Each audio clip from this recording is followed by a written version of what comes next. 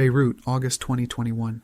The sun is mercilessly scorching the air over the city that was not long ago called the Paris of the Middle East. Look at the endless string of new luxury SUVs lined up along the roadside on the outskirts of the city. The owners of these cars are successful bankers, lawyers, and top managers whose digital accounts still show amounts with 6 zeros in foreign currency.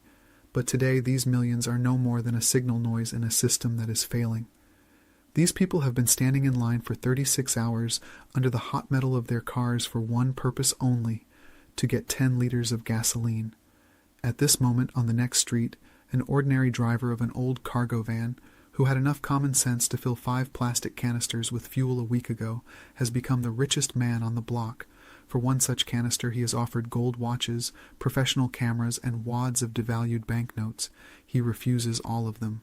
He understands what the elite do not want to understand. In a world where logistics are broken, fuel is the only asset with kinetic energy for survival. Most of you believe that gold is the final fulcrum in any crisis, but gold is static. You cannot fuel a generator with a gold bar to preserve food for your children, and you cannot grease the mechanism that is supposed to take you out of the chaos zone with gold. We begin this economic autopsy to reveal to you the truth about the asset that will become your only hard currency in the year 2026. There is a specific tool that you consider to be a simple household expense today, but it has a hidden existential lever of such power that it can overturn the entire social hierarchy in a matter of days. This knowledge of energy autonomy, which costs a penny now, but will be your only chance for salvation tomorrow. But before we reveal the mechanics of creating your own energy reserve, you should ask yourself one extremely unpleasant question. Do you really believe that your prestigious education, your social status, and your intellectual work will have any value in a world where not a single gas truck is running? Are you ready to admit that all your well-being is just a thin superstructure above an ocean of cheap oil, access to which can be blocked by a single system failure or cyber attack on distribution networks? Write in the comments right now how many days of autonomous life your current energy reserves will last if tomorrow morning all the gas stations in your city are closed indefinitely by order of the government. This is not just an exercise for the mind.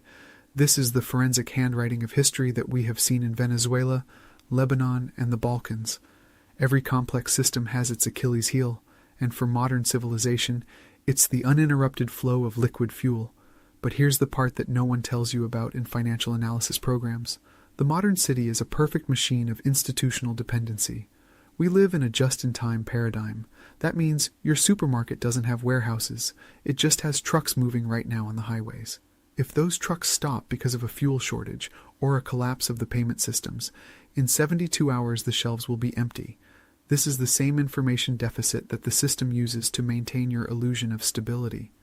Fuel in 2026 will be the new gold because it is a universal medium of exchange with intrinsic utility. It can warm you, it can light you, it can move you through space. Gold is a store of capital over time, but fuel is a store of life in the moment. Think about that for a moment before we go any further. We're doing economic autopsies here so you don't become the next anonymous case in the systemic collapse report. If you feel like your ability to see real threats is starting to conflict with what's being broadcast to you through official channels, subscribe to this channel. We're examining the forensic evidence of the financial and logistical devastation that institutions are trying to hide behind complex terminology and soothing signaling noise. Subscribe if you're ready to embrace anti-fragility as your new life strategy while you still have the opportunity to translate some of your paper promises into real energy autonomy. Let's take a look inside the energy autopsies. Why do we claim that gasoline and diesel will become more valuable than precious metals? The answer lies in the concept of existential leverage.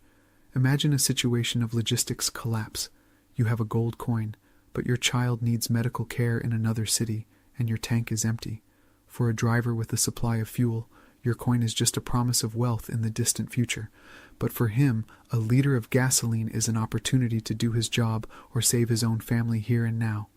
At such a moment, the exchange rate is dictated not by the London Stock Exchange, but by real physical need. In Lebanon, during the crisis of 2001 to 2023, fuel became the main instrument of corruption and survival. For a can of diesel, You could buy the loyalty of the police, a place in the queue to see a doctor, or a week's supply of food. This was not speculation. This was the new monetary reality of a fragmented market. History has left a clear forensic trace here. During every major collapse of the 20th century, energy sources were the first commodity to disappear from official circulation and appear on the parallel market at prices that defied any logic. Think about the paradox. Fuel is canned human labor. 1 liter of gasoline contains the energy equivalent of hundreds of hours of hard physical labor. When the system breaks down, this conserved labor becomes the most valuable resource. The modern city dweller's institutional dependence on centralized networks is so deep that he doesn't even know how to calculate his energy balance. He believes that electricity in the socket and gasoline in the gun are a natural right, not the result of an infinitely complex and extremely vulnerable supply chain. This is something that will never be written about in economics textbooks, but fuel has a unique property. It is an anti-fragile asset in times of chaos. It is simultaneously a commodity, a currency, and a tool of production. If you have gold, you are a target. If you have fuel and know how to use it, you are an agent of value. In the year 226, when the fiat experiment enters its final stage of depreciation due to the astronomical debt of $315 trillion, real energy carriers will become the very units of reference from which all other prices will be based. We will see a transition from a monetary economy to an economy of calories and joules. Those who understand this today will be able to preserve not only their capital, but also their freedom. But here is the part that no one tells you about in the futuristic predictions about green energy. Solar panels and windmills are wonderful technological applications, but they have a high institutional dependency on rare earth metals, complex microcircuits, and professional maintenance. Liquid fuels are 19th century technology that works perfectly in conditions of deteriorating infrastructure. You can store diesel for years if you add the right stabilizers to it. You can use it in primitive engines that don't have any digital control units. That's true anti-fragility, the ability to function when complex systems fail. Fuel is your ticket to a world where there's no internet, but there's still a need for movement and warmth. Look at the forensic history of Sarajevo during the siege of the 1990s. There were no bank transfers, no credit cards. The city lived on barter. And you know what was the highest value? Lighters, lamp oil, and gasoline. People exchanged family heirlooms for a liter of fuel to run a generator for at least an hour and see the light or hear the news. This is the monetary translation of energy into information and security.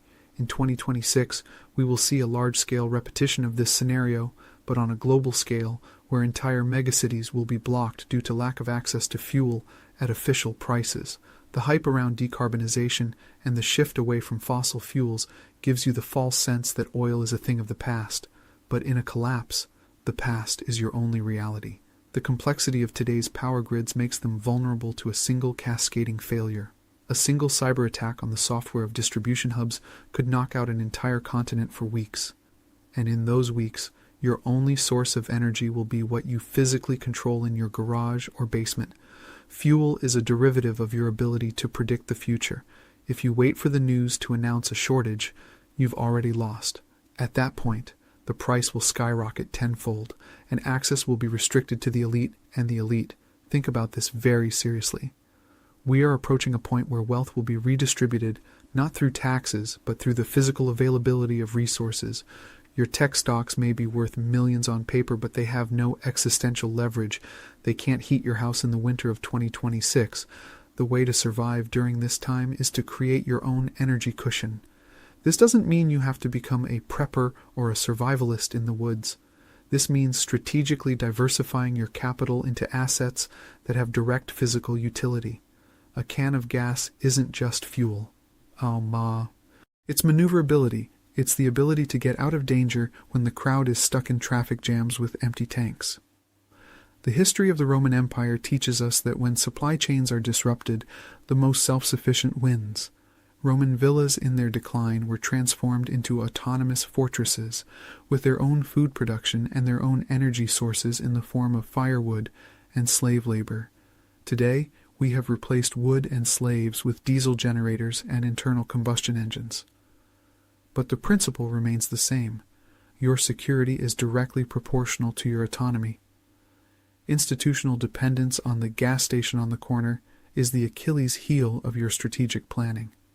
In the year 2026, access to energy will become the main criterion for dividing society into subjects and objects of history. But here's the part that no one tells you about in investment textbooks. Fuel is highly volatile, not just in price, but also in liquidity. During a crisis, fuel doesn't just become more expensive, it disappears from the open market. This creates the conditions for the emergence of a so-called black market, where the monetary translation of assets occurs with enormous benefits for those who have a stock. Think about it. A liter of gasoline bought today for $1.50 can be exchanged for assets worth hundreds of dollars when the just-in-time system stops working. This is not moral. It is mathematically inevitable in conditions of information and resource scarcity. You can be the one exchanging or the one being exchanged. The forensic handwriting of the collapse in Venezuela showed that fuel had become the main means of payment for security services. The military and police did not want paper money that was depreciating by 1,000% a month. They wanted gasoline for their cars and diesel for their families. If you had fuel, you had protection. If you only had gold, you were just a rich client to be robbed. The existential leverage of fuel is that it is integrated into the very fabric of violence and power in the modern world. Without energy, there is no control. Without energy, there is no state. In 2026, we will see the fragmentation of state power along energy lines. What can you do today to prepare for this transformation? First, understand your energy vulnerability. Analyze how you will get around, how you will heat your home, and how you will cook if the grid goes down for weeks. Second, start building your own fuel supply outside the institutional distribution system.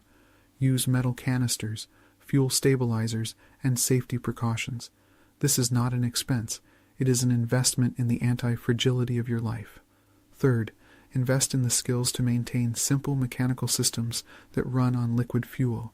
Your ability to fix a generator or an old engine will be worth more than any degree in digital marketing. We have conducted this economic autopsy so that you can see the hidden pathology of the modern city.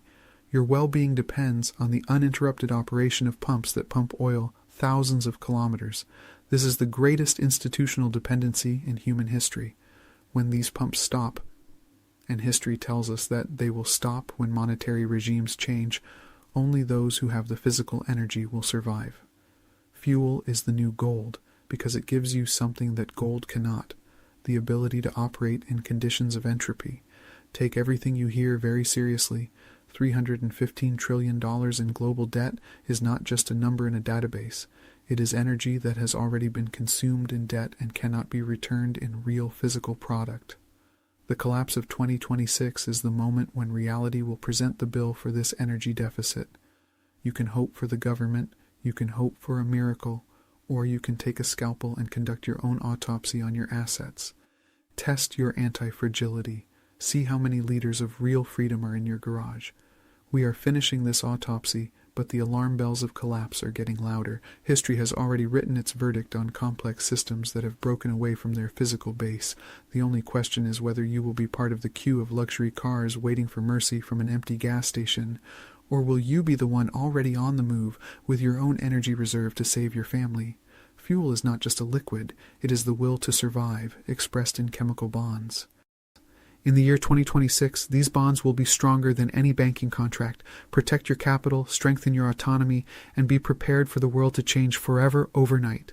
See you in the next autopsy, where we'll delve even deeper into the mechanics of how entire civilizations disappear, leaving behind nothing but rusty canisters and broken promises. Your safety is your personal responsibility. Don't become a statistic. Become an entity with the energy to dictate your own terms of chaos.